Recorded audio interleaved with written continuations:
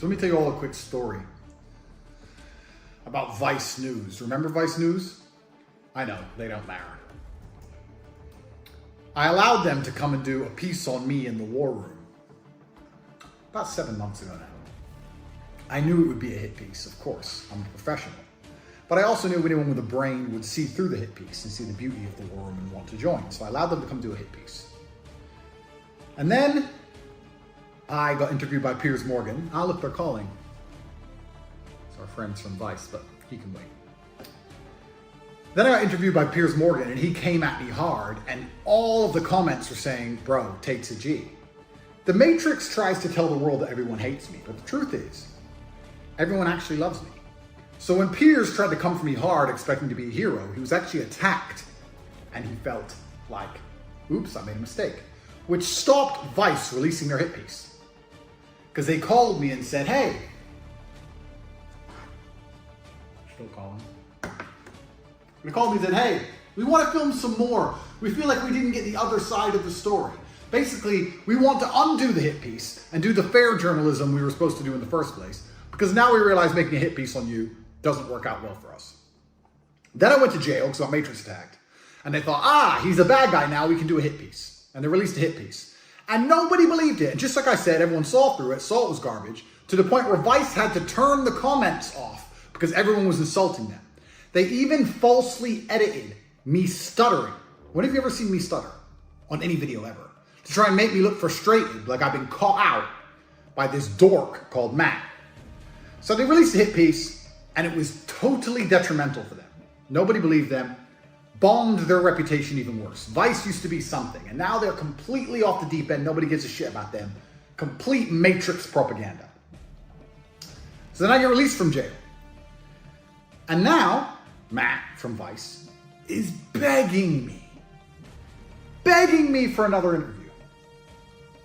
Calling me every day, begging me. Please, please, please. So I've decided, because I'm such a nice man, most people have a hit piece done about them, and they don't talk to that organization anymore. But I'm so nice, I'm gonna have a conversation with Vice News. We're gonna talk to them. We're gonna talk to Matt, and message him. Again, I said, an instruction. Again, like a little dog. So we're gonna wait for Matt to call us, and we're gonna hear what Matt has to say about the fact that they were dishonest, and they weren't particularly good at, oh look, again, please Mr. Tate, geeks. Well, if it isn't Matt, Andrew, hey. Mr. Honest Journalism. Yeah, that's how I like to think of myself. How are you? Are you in your house? It's a shame nobody else thinks of you that way, Matt. That's why you have to turn off the comments on your little video. Are you at home?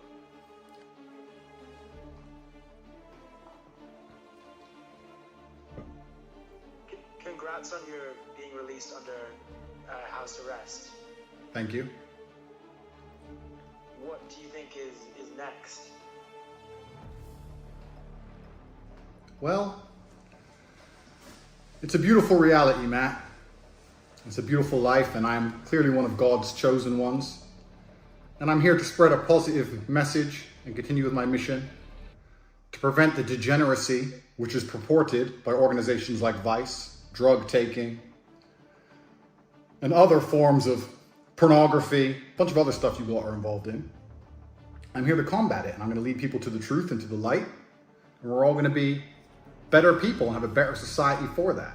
And I think you learned that when you turn the comments off in your little video, that most people understand I'm a force for good, and that hit pieces don't really work because you've lost all credibility in the mainstream matrix mechanisms of the media, unfortunately for you. I actually have no say of whether the comments are or not, but I think they were turned off because the women were getting harassed. Is that your excuse? Well, that's what I think is the reason that they were turned off for. But anyway, regardless, I mean, look, the main reason I'm calling is I want to see whether you were up for doing another interview, not for Vice, but for the BBC. Why would you want to interview me? I'm a bad person, I thought, according to your little story. Well, I just try to report both sides of every story, so... Oh, you do both sides? Is that how you think you work? Yeah, well, that includes your side as well. So, you know, it was obviously difficult to interview you while you were in jail. Now you're out, you know, we can actually have a chance to hear your side of things. Problem is, Matt, everyone on the planet wants to interview me. So the question is, why would I choose you when I have unlimited offers from people who are far more successful and better than you at the job? Because I'd be doing, and I'm not trying to disrespect you, I'm being honest, I'd be doing you a favor. Like, Matt, what's your last name? Shay. That name didn't matter until it was associated to mine. You do an interview with me, you matter for a little bit, but I can do an interview with anyone. So why would I do an interview with you? And this is genuinely a question. It's not an insult. I'm actually asking you why I would choose you when I have unlimited offers on the table. Because we have a history. We have a history of you doing dishonest journalism on me, so I would choose you. Interesting. Any journalist that you speak to is going to ask you the similar questions to the ones I asked you. I have no problem with your questions. Questions are not a problem. The reason that I want to do an interview with you, and of course you can do an interview with anyone you want, and you know that's entirely your choice. I'm just, you know, one of the many people asking you, I guess. But we have a history, and we got cut short last time, and there are still unanswered questions that I want to put to you. I can only tell you why I want to interview you, you know? Ultimately, it is your choice. It is my choice, isn't it? I get to choose which reporter in the world, all these reporters who want to say bad things about me, I get to choose which reporter on the planet gets to become relevant via proxy because I am the most relevant person and I get to do the charitable act of allowing somebody to sit next to me and ask me questions. It's kind of interesting. I need to think heavily about it. I can't just give out such a fantastic opportunity to disingenuous nobodies. It's something I need to think about. Do you work for the BBC now or do you work for yourself? I'm an independent contractor, but it has to be broadcast somewhere, and I think the BBC is where it would go. Mm-hmm.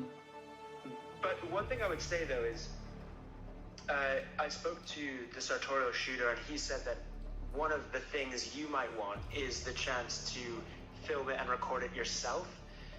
Oh, you mean so you can't edit in stutters like you did with Vice to pretend that I was stuttering when I was answering questions? Is that why? I don't know what you're referring to. Yes, you do, Matt.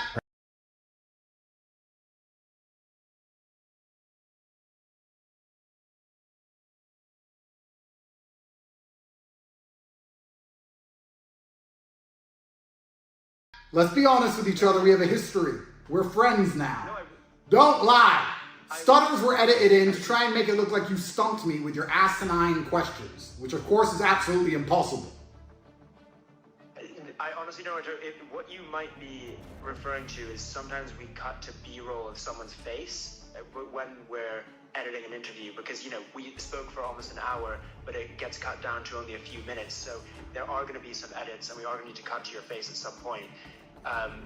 You dishonestly edited. Okay, we agree. Well, we edit. I would say we don't dishonestly edit it, but the idea that we would just release an hour-long unedited interview doesn't really make sense, right? Because the whole documentary is only 45 minutes. So, anyway, but the point is, I can't stop you filming in your own home, you know, releasing whatever you want to release, editing it however you want to edit it. You know, I can't stop you doing that. So if that's what you want to do, then you obviously can do it.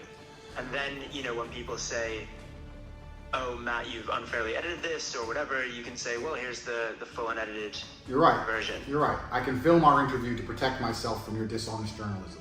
I appreciate that. Thank you. I'm going to think about it, Matt, because I'm the one who matters here. I can sit down with fucking Peter, with Big Bird, Oscar the Grouch. I can sit down with anybody and it'll be the most viewed podcast or interview in the world. So I'm going to think about it. That's true. Would you bring me a box of chocolates? you a box of chocolates. If you promise to bring me a box of chocolates, that will increase your chances, and I'll give you an answer within 24 hours. But you have to promise me, Matt. Don't lie to me. I'll check with my superiors whether I can send you a box of chocolates. Well, then you check with your boss. You go into your boss's room and ask if you're allowed to spend a large portion of your salary on a 5-pound box of chocolates, and you let me know. And if you can, then I will strongly consider allowing you the opportunity to speak with me. Are you asking all the journalists to bring you a box of chocolates? You let me know about the chocolates, Matt. Have a nice day. Okay. Right. So, now Matt's going to come back and tell me he's going to buy me a box of chocolates. What Matt doesn't know is that because he's a dishonest journalist, if he agrees to the chocolates, I'll agree to the interview. But I'm not going to show up. What we're going to do is record him standing around waiting for an interview with my box of chocolates. You see, isn't the world beautiful? Vice do a hit piece on Tate. Tate goes to jail. We got him! Release the hit piece! He's in jail! He's never getting out! God releases me. Vice, Matt, BBC, whoever, Matrix agent number 399 begs for another interview, and I end up with chocolates. It's kind of like I never lose. A few moments later. Hello, Matt. I can bring you a box of chocolates. That's great. Here we are. See, I went to jail. Everyone said Tate's over. His life's done. He's going to go to jail. Turns out I was totally innocent. I've been let free. And now I get chocolates from Vice. Life's looking good. From the BBC. Oh, even from the BBC, it's even better. They got bigger budgets. Don't let me down, Matt. Don't be cheap. So, when works for you? How soon can you get the chocolates? As soon as you want. I'm pretty hungry. In a couple of days? Assuming the chocolates are procured. What day is it today? Tuesday? Yeah. Yeah, Friday, Saturday, something like that. Assuming the chocolates are ready, but it depends who you're going to come with because I need to talk to my lawyer on house arrest, blah, blah. Friday works. If I need to get permission to visit you from the police, I'm sure I can do that. I can probably do that. Alan, my lawyer, can handle all that. How many of you are coming? It would just be 3 people. Me and 2 crew. You and 2 crew. Okay, let me talk to my lawyer and I'll get back to you. Okay, great. Hopefully see you soon. Hopefully. All right. Gotcha, bitch! Several days later. Is Andrew coming out to meet us? Yeah, who are you? Matt This is Matt, and he looks. from the BBC. Alright, I'm gonna let him know. Okay, Like, great, be right thank back. you. Okay. Thanks.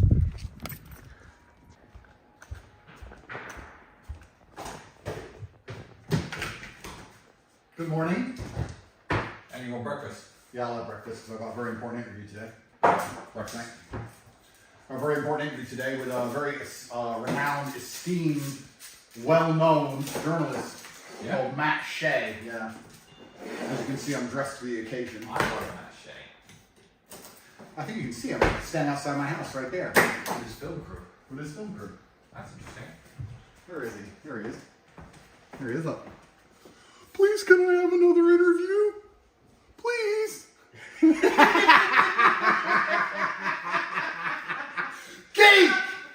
Geek!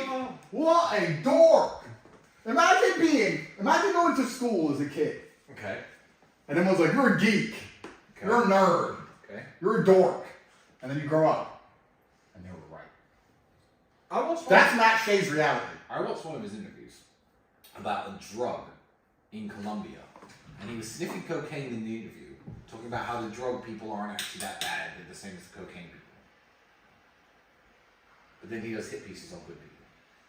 Christian, he is a dork, a nerd, and a geek. DNG. His DNG! DNG. I haven't heard of it. I haven't seen a DNG in person. And you know what's amazing? What? His stupid ass didn't do what me and you would have done. Jump on a jet and fly somewhere. No. He went to the airport, checked in, Wizz Air, economy, put all his bags on the thing, quickly, let's wait in line for security. Went through all that shit at 4 a.m. this morning to come here and stand outside my house like a dickhead. I wonder how much of his annual salary this cost. Well, what do you call him? I'll let him know I'm having my breakfast. So he has to fucking wait. Just call me, he certainly will. He's still there.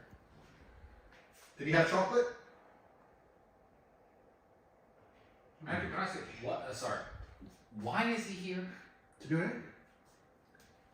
About? How about the most famous man in the world, the most influential man in the world who owns the culture, the person who's going to save planet Earth, me. And of course, I decided to choose an interview with him to boost his career because he was so honest the last time I gave him a chance. So this is Vice episode 2. Yes, you did. But this time,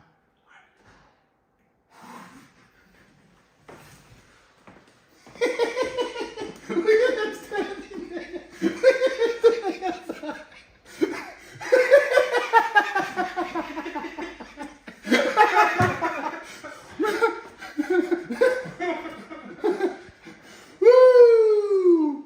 It's gonna be great. DNG. He's the DNG man. That's not the interview. You can't just dance. This is my interview. This is all I have to say to him.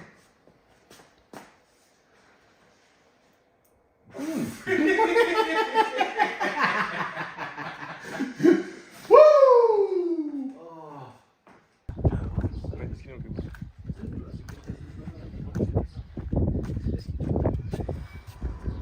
So I spoke with Andrew. He said he's tired right now. Okay. And like to give him his chocolate.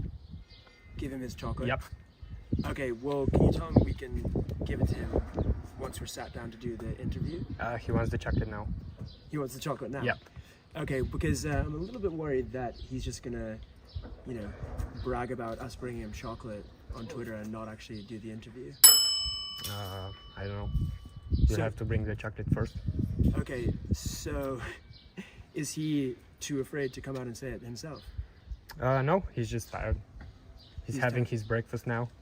Okay, could you do me a favor? Could you ask him if he's scared of doing an interview with us? Okay, sure. Thank you. Yep. So he asked you if you are scared to go out and talk to him. Scared. Yep. Is that what he said? Yep. It's a good tactic. It's a very good tactic. Very good tactic. Now he said I'm scared. I really have to go. I can't just smoke my cigar and ignore him.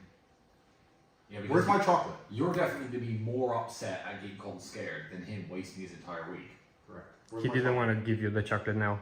He wants to get in the house and then.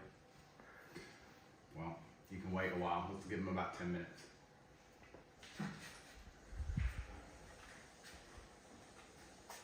I think he's beginning to realize it. I think he's beginning to realize the reality of this interview. And I was like, why are you so obsessed with me? Will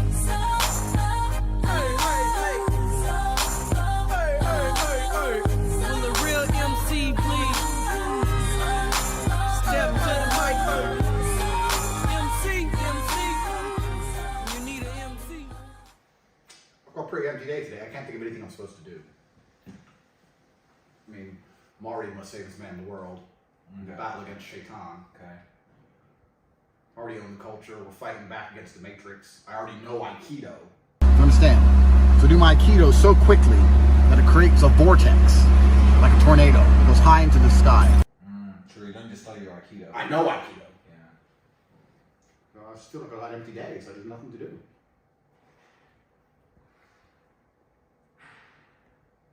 There's a DNG outside. A DNG, that's not our house. Look. A DNG. It's been 45 minutes now.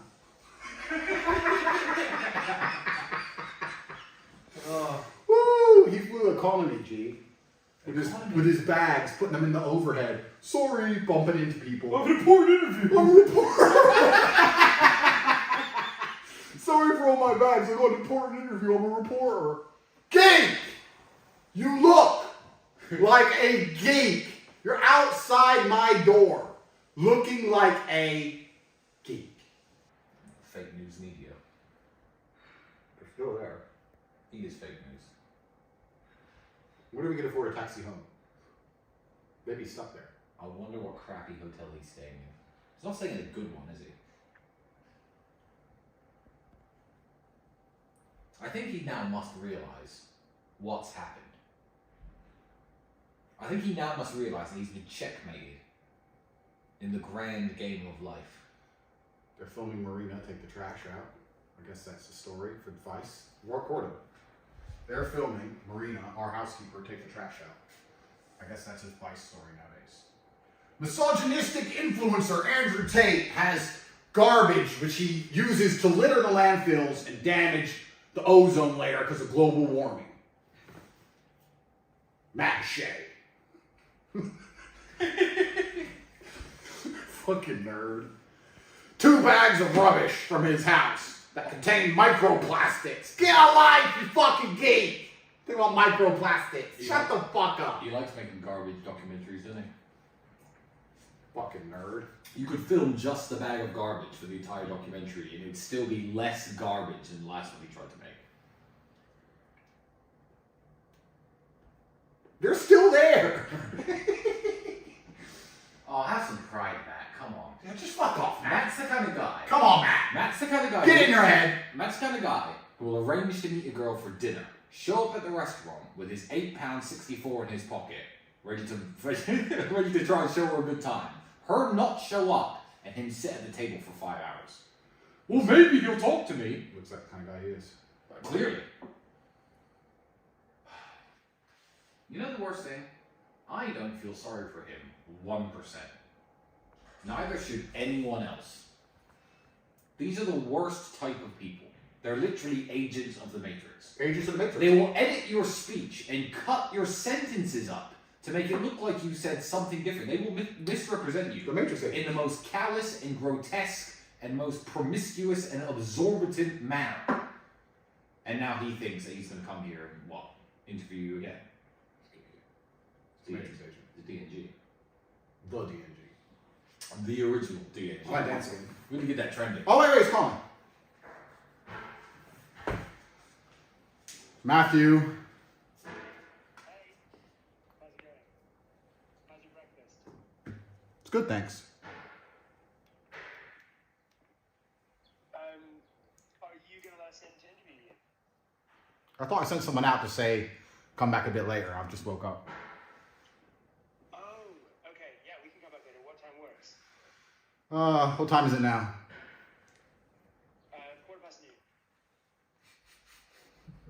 noon. 2:30? Perfect. See you then. Perfect. Ah, Matt, do you have my chocolate? Yes, I brought you chocolate. Good, because there's no access to the house without chocolate at 2:30. I want you to know that. Yeah, well, yeah, let's sit down and have an interview and then you can have it. No, you don't make the rules around here, young man. You will give me my chocolate before you come into my house at 2:30 when we do our interview. Whoa.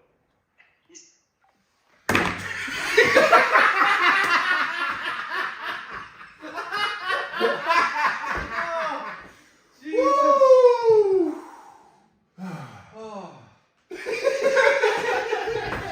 You look like a geek! Right. Alright. Now let's see what they do. Let's film them before they get a taxi. Hi, my name's Matt Shea. I'm standing outside the house of millionaire Andrew Tate. He told me to come back later, and I will. He had bags of trash, and the bags of trash had microplastics, and then he took my chocolates. You look like a geek, bro. Right. Boy, why you so obsessed with me? And I'm really the same. And I'm a girl